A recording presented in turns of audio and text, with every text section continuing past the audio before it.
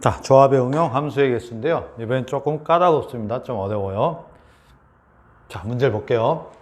자, 정역의 원소 1, 2, 3, 4, 공역의 원소 5, 6, 7, 8, 9, 10. 자, x에서 y로 가는 함수인데요. 요걸 만족한대요. 여기 이퀄이 없으면 쉽게 해결할 텐데 이퀄이 붙어 있어가지고 좀 이제 헷갈리죠.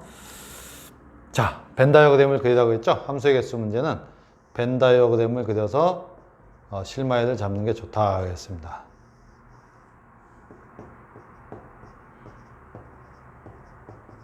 자, x에서 y로 가는 함수의 개수예요. 자, 만약에 보세요. 요 이퀄이 성립하지 않는다 그러면 결국 f1보다 f1보다 f2 또 f3, f4 그러니까 요 정의역의 대소관계에 따라서 그대로 요 함수값의 대소관계도 그대로 이어져야 되니까 결론은 이미 앞에서 우리가 했었죠. 요 공역에 있는 원소 6개 중에 4개를 택하기만 하면 예를 들어서 이렇게 택했다 그러면 자 그걸로 끝이죠. 왜냐면 요 대소관계에 따라서 대응하는 방법은 이렇게 한 가지밖에 없으니까 4개를 택하면 끝이죠. 자 근데 이제 요 등호가 이렇게 붙어 있어. 이게 문제예요. 이 등호를 어떻게 처리해 줄 거냐. 경우를 나눠주면 되죠. 경우를. 자, 요 등호가 두 군데가 있으니까 첫 번째 경우로 등호가 둘 다 성립하지 않는 경우. 요 경우가 있을 수 있죠. 자, 두 번째 경우로 이쪽 등호는 성립하고요. 이쪽은 등호가 성립해요. 이렇게. 근데 이쪽은 성립하지 않는 경우. 이런 경우가 있을 거고요. 자, 세 번째로. 그렇죠. 이쪽은 등호가 성립하지 않아요. 이쪽은 등호 성립하지 않고요. 이쪽은 성립하는 경우. 자, 그럼 마지막 네 번째 자동적으로 뭐가 됩니까? 양쪽 다 등호가 성립하는 경우. 자, 양쪽 다 등호가 성립하는 경우. 이쪽도 등호가 성립하고요. 그 다음에 이쪽도 등호가 성립하는 경우. 이렇게 네 가지로 나눌 수가 있습니다. 요거는 쉽죠? 요거는, 자, 좀 아까 얘기한 대로, 자, 여기 그려놨죠? 요 6개의 원소 중에 어떤 4개를 택해야 되겠습니다. 그쵸? 자, 그래서 6 컨비네이션 4. 이렇게 되죠? 자, 요거는, 자, 몇 개가 필요합니까? 요 F1과 F2는 같죠? 그러니까 결론은 3개만 택하면 되겠죠. 이 중에서. 자, 3개만. 즉, 요 6개 중에 6하고 8하고 9를 택했다 그러면, 자, F1과 F2는 6으로 가야 되죠. 요거로. 1, 2는 6에 대응해야 되죠. 자, 그 다음에 크기 순으로 그 다음 거, 이렇게 대응하면 되잖아요. 그러니까 결론은 6개 중에 3개만 택하면 된다는 겁니다. 자, 요게 같은 공역의 원소에 1, 2가 같은 원소에 대응하니까 결국 3개만 골라내면 그 다음 대응은 크기 순으로 한 가지밖에 없는 거죠. 이해되시죠? 자, 계산하면 어떻게 됩니까? 654 나누기 3 팩토리얼 해서 20까지.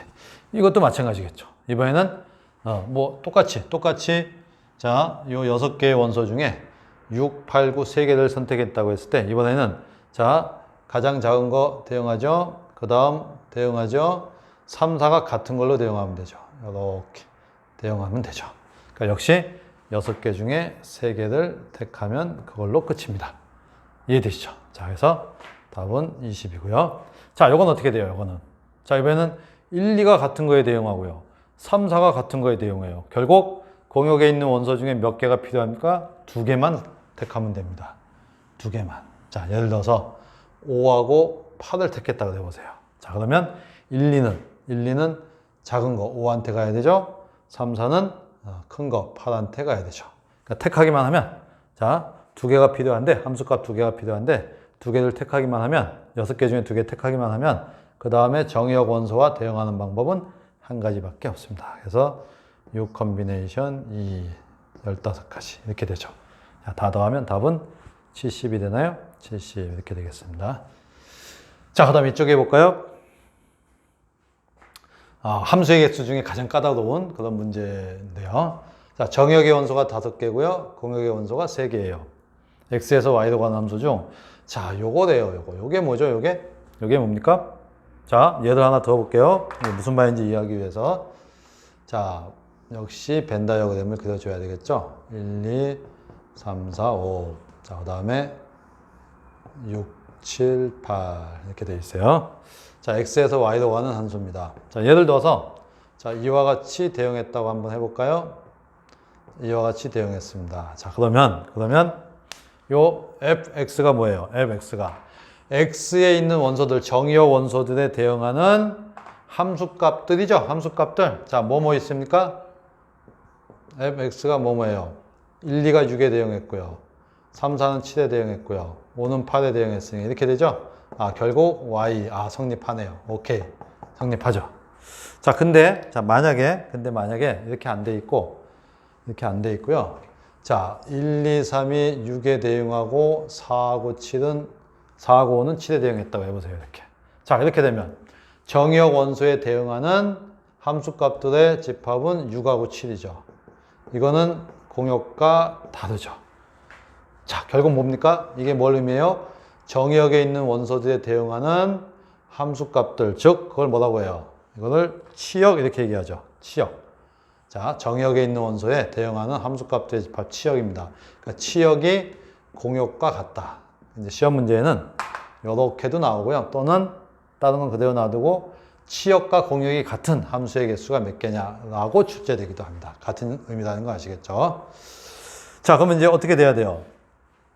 이 정의역에 있는 원소들이 적당히 세 그룹으로 나눠져서 예를 들면 뭐 1, 2, 그 다음에 뭐 3, 4, 5 이렇게 세 그룹으로 세조로 분할되어서 6, 7, 8에 하나씩 대응한다. 이렇게 생각하시면 되겠죠.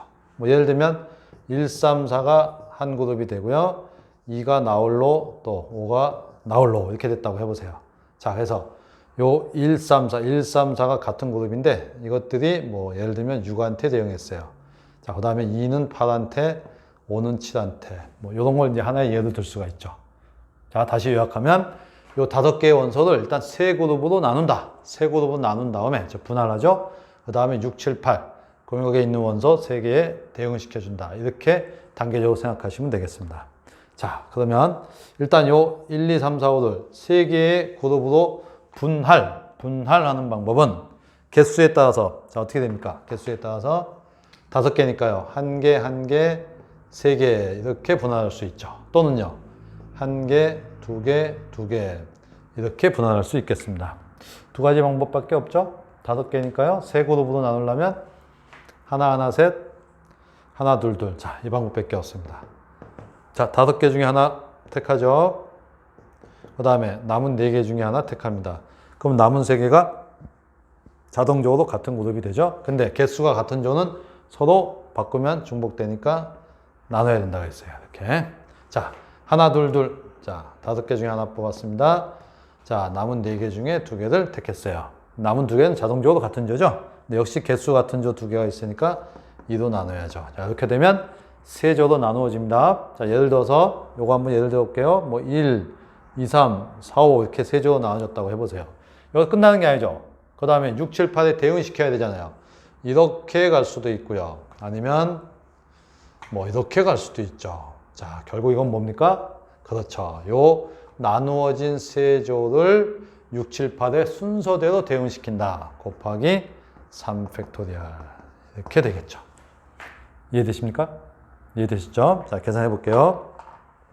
요거는 5 곱하기 4죠. 5 곱하기 4 나누기 2네요. 그럼 10가지인가요? 여기까지가 10인데 곱하기 3팩토리얼 6이니까 60이 되고요. 자, 요거는요. 5 곱하기, 자, 요거는 4 곱하기 3 나누기 2팩토리얼인데 다시 또 이렇게 됐죠? 이렇게 되는 거죠? 3팩토리얼 6이고요. 3, 5, 15, 자, 6 곱하면 90인가요? 그럼 답은 150이 되겠네요. 60 더하기 90은 150. 답은 150. 이렇게 됩니다.